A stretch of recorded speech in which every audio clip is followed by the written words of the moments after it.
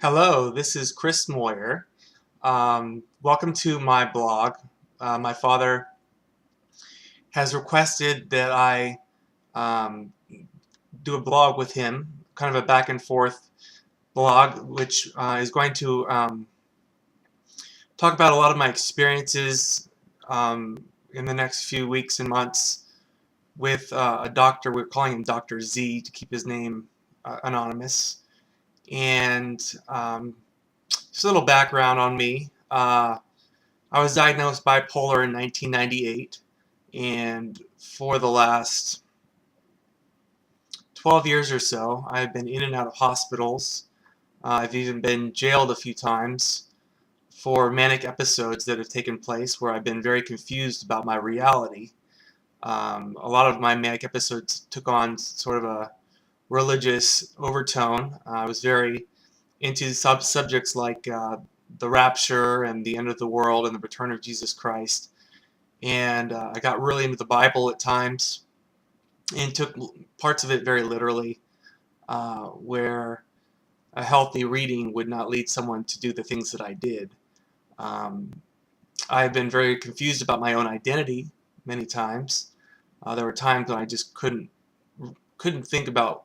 I couldn't understand whether I was Elijah the prophet or just a regular Joe, just Chris Moyer. Um, Elijah the prophet had a very big fascination for me just because he was the prophet that called down fire from heaven and um, destroyed many of the false prophets in the Bible. Kind of a heroic character, and I guess ever since I was in college, I was under the I kind of believed that the end of the world would take place pretty soon, most likely within my lifetime. And for whatever reason, there were times when I actually confused myself for Elijah the prophet. And I would do things like going outside and stopping cars in the street and singing everywhere I went. Um, a lot of this came from the mania that I experienced. I couldn't think straight when I was manic. Just whatever reality was in my head was the reality that was around me, and I couldn't make sense of the world, and I couldn't um, really understand how to be a productive member of society. It's tough to get your feet on the firmly grounded when every year or twice a year you end up in a hospital for 2 or 3 weeks, getting heavy dosages of medication. This should be an interesting blog. My dad is writing this blog or videoing this blog more from a medical perspective. He's been trying to help me for a long time, and I've kind of resisted it for a long time because I always thought it was a spiritual battle. I thought that the problem for me was getting my spirit right with God and dealing with heaven and hell and making sure that I was saved and stuff like that. My dad saw it a little bit differently. He sees it as a physiological problem that has resulted in the manic symptoms that I have every now and then. Um, so uh, I've had 2 doctor's appointments so far with this Dr. Z, and he's different than other doctors. He thinks outside the box, and he's willing to work with different patients based on what um, you know what they bring to the table. So he was very curious the first time that we met to hear my perspective and to hear what I thought my problem was, and I really appreciated that. Um,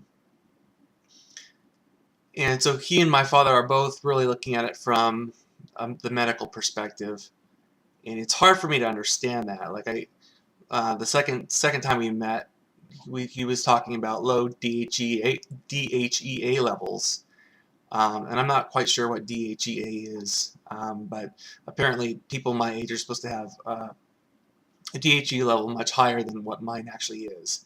So the doctor has me on DHEA, which I take daily, um, and then the doctor said there could be a problem with my thyroid, and so I will be taking thyroid medication starting in a few days from now, after I take my temperature for a few days to see if the DHEA levels have improved my temperature, because before my temperature was running a little low.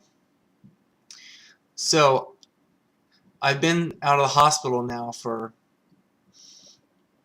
I think 4 or 5 months, and I feel relatively normal. I don't have these crazy thoughts anymore of being Elijah or looking for Elijah, because there was another man on the internet calling himself Elijah, and for a while I was kind of smitten by him and thinking that I might move out to I think it was Illinois, where he lived, and following him and being a part of his groupie. But that interest is no longer there for me, and I think that the guy's probably a fruitcake, just like I was. Um, so my life is somewhat normal now. I'm working for Salvation Army right now, making a little bit of money as a bell ringer, and really my hope is, number one, to stay out of the hospital long enough where I can really put together a decent um, amount of time working steadily, because I think steady work is really what I need. It's not good for me to have too much time off, because my mind goes places when I have too much time in my hands. I have a girlfriend now. Her name's Stephanie, and she's a good friend of mine, and we have a lot of fun together, and that's been occupying a lot of my time as well. Um, but I have my own apartment.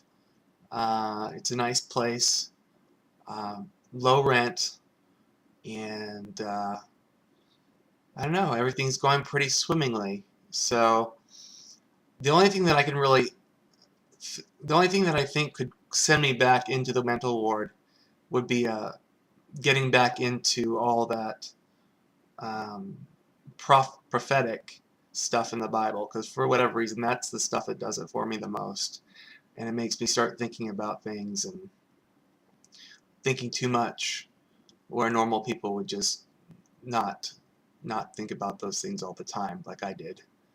So yeah, well, it was about 7 minutes long. It ran a little longer than I expected, but I think this will make this the end of my first blog, and hopefully my dad and our blogs will go back and forth, and you can watch one and then watch mine. You can watch his and then watch mine, and kind of see it from different perspectives. See mine. I'll probably be talking more from a mental perspective, or a spiritual perspective, where my dad will be speaking from a physical perspective.